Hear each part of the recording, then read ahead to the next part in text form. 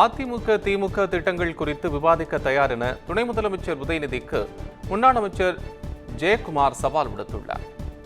இதுகுறித்து அவர் வெளியிட்டுள்ள அறிக்கையில், மக்கள் பிரச்சனையை பற்றி பேசாமல் திசை திருப்புவதற்கு திமுக நாடகம் நடத்தி வருவதாக குற்றம் சாட்டியுள்ளார்.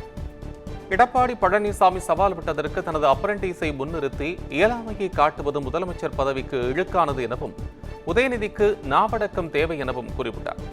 தமிழ்நாட்டு மக்களுக்கு அதிகளவில் நலத்திட்டங்களை நிறைவேற்றியது அதிமுகவா திமுகவா என்பது குறித்து பொது மேடையில் விவாதிக்க தயார் எனவும் இடம் மற்றும் நேரத்தை உதயநிதியை தீர்மானிக்கட்டும் எனவும் ஜெயக்குமார் தெரிவித்துள்ளார்.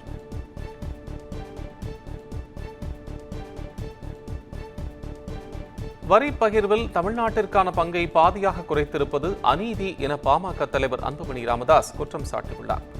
இது தொடர்பாக 16வது நிதி ஆணைய தலைவர் அரவிந்த் பனகாரியாவுக்கு அவர் கடிதம் ஒன்றை எழுதியுள்ளார். அதில் மத்திய அரசின் வரி வருவாயில் தமிழ்நாட்டிற்கான பங்கு 9வது நிதி ஆணையத்தின் காலத்தில் 7.931% இருந்தது எனவும் தற்போது 4.09% குறைக்கப்பட்டுள்ளதாகவும் கூறியுள்ளார். தமிழகத்திற்கு பாதிப்பை ஏற்படுத்தும் வகையிலான வரிப்பகிர்வு கொள்கை மாற்றியமைக்கப்பட வேண்டும் எனவும் எவ்வளவு வரி வருவாய் வசூலிக்கப்படுகிறதோ அதில் 50% அந்தந்த மாநிலங்களுக்கு வழங்க வேண்டும் எனவும் அன்புமணி வலியுறுத்தியுள்ளார்.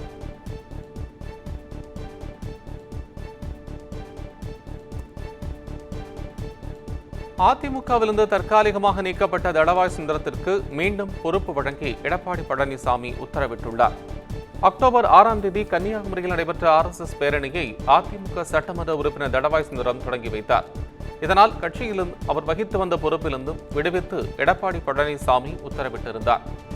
இந்நிலையில் தனது செயலுக்கு வருத்தம் தெரிவித்து அவர் விளக்கம் அளித்துள்ளதை ஏற்றுக்கொண்ட எடப்பாடி பழனிசாமி தளவாய் சுந்தரத்தை அதிமுக அமைப்பு செயலாளர் மற்றும் கன்னியாகுமரி கிழக்கு மாவட்ட செயலாளராக நியமித்துள்ளார்.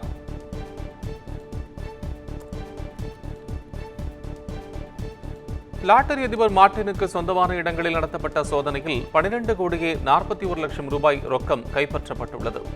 லாட்டரி அச்சடித்து மோசடி செய்ததாகவும் சட்டவிரோத பணப்பரிமாற்றத்தில் ஈடுபட்டதாகவும் கோவையைச் சேர்ந்த லாட்டரி அதிபர் மார்டின் மீது புகார் எழுந்தது. இதன் காரணமாக தமிழ்நாடு, மேற்கு வங்கம், கர்நாடகா, உத்தரப்பிரதேசம், மேகாலயா, பஞ்சாப் ஆகிய மாநிலங்களில் அவருக்கு சொந்தமான 25 இடங்களில் அமலாக்கத்துறை சோதனை நடத்தியதாக கூறப்பட்டது. இதில் 12,41,00,000 ரூபாய் மற்றும் முக்கிய ஆவணங்கள் பறிமுதல் செய்யப்பட்டுள்ளதாக அமலாக்கத்துறை தெரிவித்துள்ளது. மேலும் வங்கியில் வைப்பு நிதியாக இருந்த 6,42,00,000 ரூபாயை முடக்கியுள்ளதாகவும் அமலாக்கத்துறை தெரிவித்துள்ளது. கடந்த ஆண்டு நடைபெற்ற குரூப் 2 மெயின் தேர்விற்கு வழங்கப்பட்ட மதிப்பெண்ணில் முறைகேடு நடந்திருப்பதாக தகவல் வெளியாகியுள்ளது. சார் பதிவாளர், நகராட்சி ஆணையர், வருவாய் ஆய்வாளர் உள்ளிட்ட பணியிடங்களை நிரப்புவதற்காக குரூப் 2 மெயின் தேர்வு கடந்த ஆண்டு பிப்ரவரி மாதம் நடைபெற்றது. மெயின் தேர்வு விடைத்தாள் நகல்களை கடந்த வாரம் TNPSC வெளியிட்டது. இதில் விடைத்தாளை 2 மதிப்பீட்டாளர்கள் தனித்தனியாக மதிப்பீடு செய்திருந்த நிலையில் இருவரும் மிகப்பெரிய வித்தியாசத்தில் மதிப்பெண்களை வழங்கியிருப்பதாக கூறப்படுகிறது. 12 மதிப்பெண் கொண்ட கேள்விக்கு முதல் மதிப்பீட்டாளர் 10 மதிப்பெண்ணும், இரண்டாவது மதிப்பீட்டாளர் வெறும் அரை மதிப்பெண்ணும் வழங்கியுள்ளார். இந்நிலையில் 350 பேருக்கு மதிப்பெண்கள் முரண்பாடுகளுடன் வழங்கியிருப்பதாக தேர்வர்கள் குற்றம் சாட்டியுள்ள நிலையில் TNPSC உரிய விசாரணை நடத்த வேண்டும் என்றும் கோரிக்கை எழுந்துள்ளது.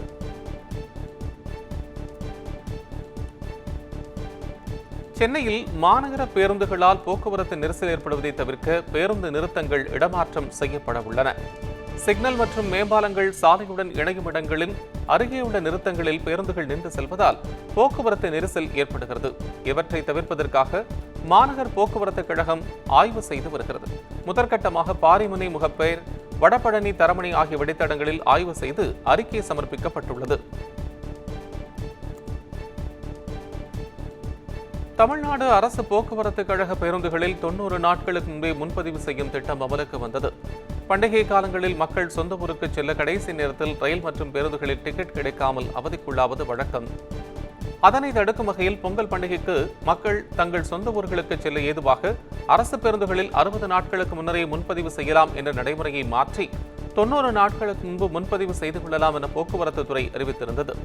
இந்த நடைமுறை தற்போது அமலுக்கு வந்துள்ளது.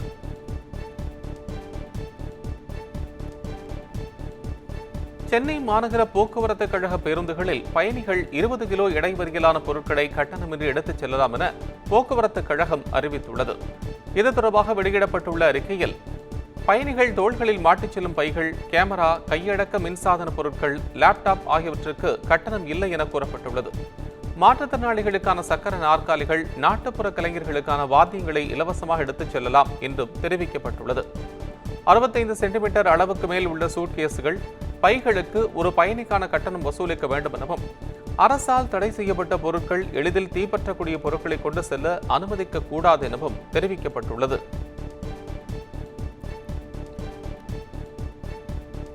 சில்வர் பேப்பர் மற்றும் பிளாஸ்டிக் கவரில் உணவு பார்சல் வழங்கினால் கடையின் உரிமம் ரத்து செய்யப்படும் என்று உணவு பாதுகாப்புத்துறை அதிகாரிகள் தெரிவித்துள்ளனர். பிரியாணியை சில்வர் கவரில் பார்சல் செய்த வீடியோ ஒன்று சமூக வலைதளங்களில் பரவி வருகிறது. இந்நிலையில் சம்பந்தப்பட்ட கடைக்கு 5000 ரூபாய் அபராதம் விதிக்கப்படும் எனவும், கடையின் உரிமம் ரத்து செய்யப்படும், சீல் வைக்கப்படும் எனவும் உணவு பாதுகாப்புத்துறை அதிகாரிகள் தெரிவித்துள்ளனர். அத்துடன் சில்வர் கவர் மற்றும் பிளாஸ்டிக் பொருட்களை பயன்படுத்தி உணவு வகைகளை பார்சல் செய்தாலோ அல்லது விற்பனை செய்தாலோ கடும் நடவடிக்கை எடுக்கப்படும் எனவும் உணவு பாதுகாப்புத்துறை அதிகாரிகள் எச்சரித்துள்ளனர்.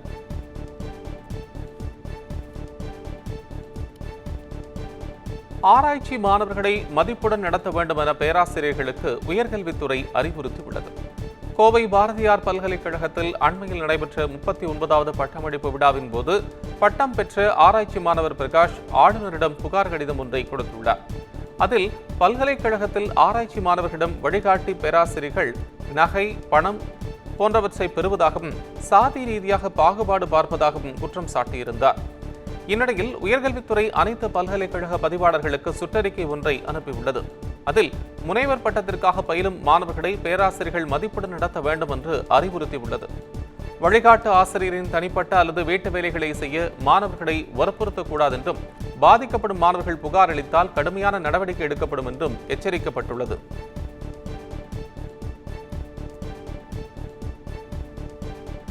நெல்லை மாவட்டம் கங்கை கொண்டானில் சோலார் பேனல் தொழிற்சாலை அமைக்க தமிழ்நாடு சுற்றுச்சூழல் தாக்க மதிப்பீட்டு ஆணையம் அனுமதி வழங்கியுள்ளது. இதன் மூலம் 1260 கோடி ரூபாய் முதலீட்டில் விக்ரம் சோலார் நிறுவனம் தொழிற்சாலையை அமைக்க உள்ளது. 146 ஏக்கரில் அமையவுள்ள தொழிற்சாலை மூலம் 3150 பேருக்கு வேலைவாய்ப்பு கிடைக்கும் என்று கூறப்படுகிறது. அஸ்வத்தாமனை குண்டர் சட்டத்தில் அடைத்த உத்தரவை எதிர்த்த வழக்கில் தமிழக அரசு, சென்னை காவல் ஆணையர் உள்ளிட்டோர் பதிலளிக்க சென்னை உயர்நீதிமன்றம் உத்தரவிட்டுள்ளது. பகுஜன் சமாஜ் கட்சியின் மாநில தலைவர் ஆம்ஸ்டாங் கொலை செய்யப்பட்ட வழக்கில் கைது செய்யப்பட்ட அஸ்வத்தாமனை குண்டர் சட்டத்தில் சிறையில் அடைக்க சென்னை காவல் ஆணையர் கடந்த செப்டம்பர் மாதம் உத்தரவு பிறப்பித்தார். இந்த உத்தரவை ரத்து செய்யக்கோரி அஸ்வத்தாமனின் தாய் விசாலாட்சி சென்னை உயர்நீதிமன்றத்தில் ஆட்கொணர்வு மனுவை தாக்கல் செய்தார். இதுகுறித்து நடைபெற்ற விசாரணையில் மனு குறித்து 2 வாரங்களில் பதிலளிக்கும்படி தமிழக உள்துறை செயலாளர், சென்னை காவல் ஆணையர் உள்ளிட்டோருக்கு நீதிபதிகள் உத்தரவிட்டு விசாரணையை ஒத்திவைத்தனர். சென்னை அண்ணா நகரில் சிறுமியை பாலியல் வன்கொடுமை செய்த வழக்கை விசாரித்த டிஐஜி சுரேஷ்குமார் தாக்கூர் தலைமையில் சிறப்பு குழு அமைக்க உச்சநீதிமன்றம் உத்தரவிட்டுள்ளது. அண்ணா நகரைச் சேர்ந்த 10 வயது சிறுமியை பக்கத்து வீட்டு சிறுவன் பாலியல் வன்கொடுமை செய்ததாக சிறுமியின் பெற்றோர் அண்ணா நகர் அனைத்து மகளிர் காவல் நிலையத்திற்கு சென்றுள்ளனர்.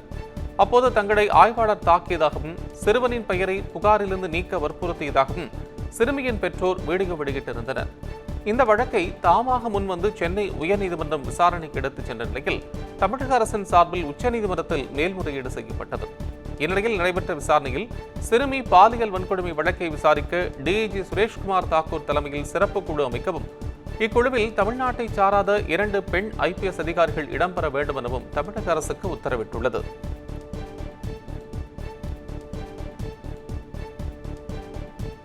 ஜாமீன் நிபந்தனைகளை பூர்த்தி செய்யாததால் சிறையில் உள்ள கைதிகளின் நிலை தொடர்பாக சென்னை உயர்நீதிமன்றம் தாமாக முன்வந்து வழக்கினை விசாரணைக்கு எடுத்துள்ளது. ஜாமீன் கிடைத்தும் பெண் ஒருவர் 300 நாட்களுக்கு மேல் சிறையில் இருப்பதாக செய்தி வெளியானது. இந்நிலையில் ஜாமீன் கிடைத்த பிறகும் சிறையில் உள்ள கைதிகளின் எண்ணிக்கை தொடர்பான விவரத்தை தாக்கல் செய்ய காவல்துறைக்கு உயர்நீதிமன்றம் உத்தரவிட்டிருந்தது. அதன் பெயரில் உத்தரவாத தொகையை செலுத்த முடியாதது போன்ற காரணங்களினால் 175 பேர் சிறையில் உள்ளனர் என்று காவல்துறை தெரிவித்தது. இதனால் அதிர்ச்சியடைந்த நீதிபதிகள் ஜாமீன் கிடைத்தும் சிறையில் இருப்பது துரதிருஷ்டவசமானது எனவும், இந்த விவகாரம் குறித்து தாமாக முன்வந்து வழக்கை விசாரணைக்கு எடுப்பதாகவும் தெரிவித்தனர். மக்கள் எதிர்ப்பு தெரிவித்தால் மதுக்கடையை மாற்ற வேண்டும் என சென்னை உயர்நீதிமன்றம் தெரிவித்துள்ளது. கிருஷ்ணகிரி அருகே வாடகை ஒப்பந்தம் முடிந்ததால் டாஸ்மாக் கடையை காலி செய்ய கூறிய சுந்தர் என்பவர் மீது போலீசார் பொய் வழக்கு பதிவு செய்ததாக கூறப்படுகிறது. இந்நிலையில் வழக்கை ரத்து செய்ய கோரி சுந்தர் தாக்கல் செய்த மனு உயர்நீதிமன்றத்தில் விசாரணைக்கு வந்தபோது டாஸ்மாக் நிர்வாக இயக்குநர் ஆஜரானார். அப்போது 2019ஆம் ஆண்டு குத்தகை காலம் முடிந்த பிறகு கடையை காலி செய்யாதது ஏன் எனவும், கேள்வி கேட்டால் போலீசாரை வைத்து வழக்கு தொடர்வீர்களா எனவும் நீதிபதி சரமாரியாக கேள்வி எழுப்பினார். தொடர்ந்து சுந்தருக்கு எதிரான வழக்கை ரத்து செய்த நீதிபதி குத்தகை காலம் முடிந்தால் டாஸ்மாக் கடையை காலி செய்ய வேண்டும் என உத்தரவிட்டார்.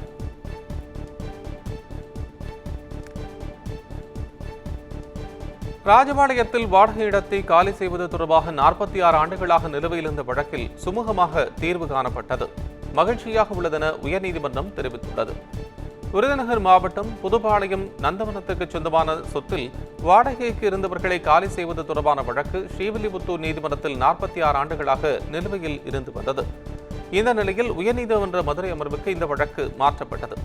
இதுகுறித்து நடைபெற்ற விசாரணையில் இரு தரப்பினரும் சமரசமாக செல்வதாக மனு தாக்கல் செய்தனர். இதனை ஏற்று வழக்கு முடித்து வைக்கப்பட்டது. பின்னர் பேசிய நீதிபதி பல ஆண்டு வழக்கு இறுதிக்கட்டத்திற்கு வந்துள்ளதாகவும், 46 ஆண்டுகளாக நடத்தி வந்த வழக்கு முடித்து வைக்கப்பட்டது மகிழ்ச்சியாக உள்ளதாகவும், நீதிமன்றம் தயாரித்த உத்தரவு உரையில் அப்படியே இருப்பது இருந்துவிட்டு போகட்டும் எனவும் கருத்து தெரிவித்தார்.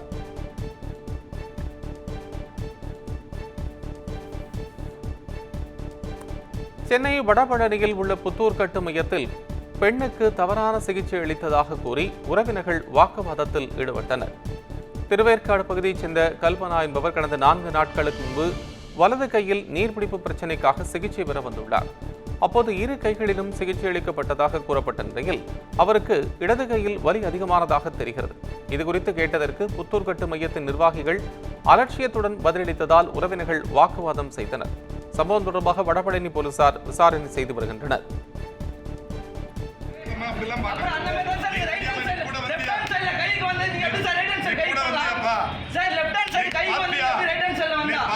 எதுவுமே செய்யல, அவங்க எல்லாம் போய் சொல்றாங்கப்பா. நீங்க எல்லாரும் திட்டம் போட்டு போய் சொல்றீங்க. இப்படி பச்சை ஏமாத்தாது சார். குடும்பம் இருக்கு சார். எனக்கு குடும்பம் நல்லா தான் இருக்கு. குடும்பம் எல்லாமே இருக்கு. குடும்பம் நல்லா தான் இருக்கு. ஓவர் ஆக்ட் பண்ணி இளம் பெண்ணை திருமணம் செய்வதாக கூறி மோசடி செய்த புகாரில் பாடகர் குருகுகனை போலீசார் கைது செய்துள்ளனர். சென்னை மாம்பலம் பகுதியைச் சேர்ந்த பாடகர் குருகுகன் மீது கடந்த வாரம் பரங்கிமலை பகுதியைச் சேர்ந்த பெண் ஒருவர் காவல் ஆணையர் அலுவலகத்தில் புகார் அளித்தார். அதில் குருகுகன் தன்னை திருமணம் செய்து கொள்வதாக கூறி பாலியல் வன்கொடுமை செய்து கருவை கரைத்துவிட்டு மோசடி செய்துவிட்டதாக தெரிவித்துள்ளார். இதுகுறித்து பரங்கிமலை மகளிர் போலீசார் 3 பிரிவுகளின் கீழ் வழக்கு பதிவு செய்தனர். இந்நிலையில் தலைமறைவாக இருந்த குருகுகனை போலீசார் கைது செய்துள்ளனர்.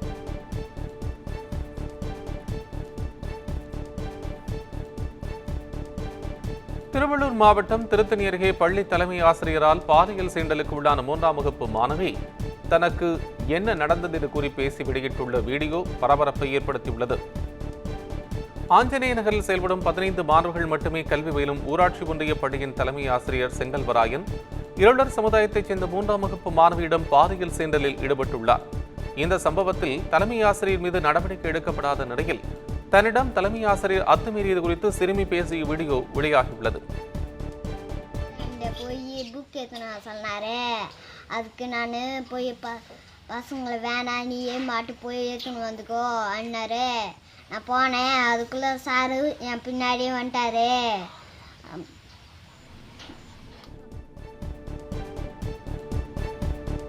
ராமநாதபுரம் மாவட்டம் கடலாடி அருகே 3 நாட்டு வெடிகுண்டுகள் கடந்தது பரபரப்பை ஏற்படுத்தியுள்ளது. மங்களம் கிராமத்தின் விவசாய நிலம் அருகே கிடந்த நாட்டு வெடிகுண்டுகளை தகவலின் பேரில் கடலாடி போலீசார் கைப்பற்றி அங்கிருந்து பாதுகாப்பாக அப்புறப்படுத்தி காவல் நிலையத்திற்கு கொண்டு சென்றனர். நீண்ட நாட்களுக்கு முன்பு அந்த நாட்டு வெடிகுண்டுகள் தயார் செய்யப்பட்டு பயன்படுத்த முடியாமல் விவசாய நிலத்தில் போடப்பட்டுள்ளதாகவும் தற்போது அது வெடிக்கும் நிலையில் இல்லை என்றும் கூறப்பட்டுள்ளது. வெடிகுண்டு நிபுணர்கள் முன்னிலையில் அதனை செயலிழக்க வைக்க உள்ளதாகவும் போலீசாரின் தரப்பில் தெரிவிக்கப்பட்டுள்ளது.